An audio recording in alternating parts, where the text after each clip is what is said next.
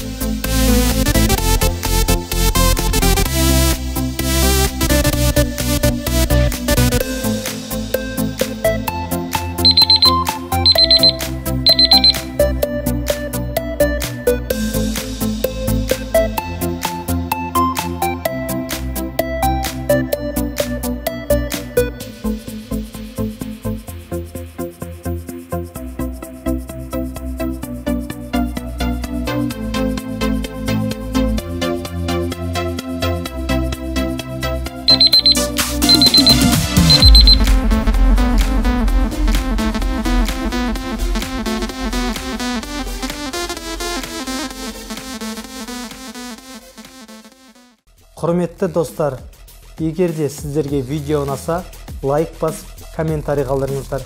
Және де арнамызға жазылуды ұмытпаңыздар. Алдағы уақытта қызықты видеолар болады.